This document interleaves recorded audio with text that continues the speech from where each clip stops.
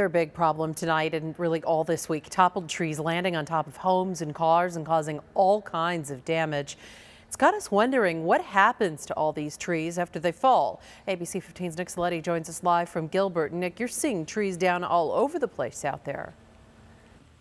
Katie, absolutely. I mean, just look at this tree here. You can see this is just part of it, but no match for those strong winds that came passing through Gilbert last night. But tonight we're talking to the experts who say, a lot of times whether your tree stays or goes could depend on one simple thing. The buzzing of chainsaws, a familiar sound in so many neighborhoods across the valley this week as Mother Nature cranks up the volume on the monsoon.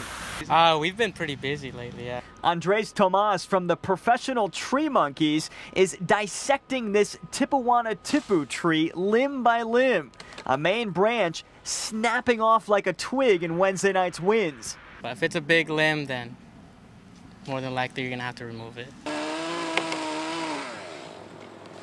And that's exactly what he's doing. But Andres says they actually save more trees than they cut down, explaining that only about a third of trees get removed. There's some that can be saved. You can push them back over with the crane and rebury it. But there's some where the root system, the main one, snaps and that's it.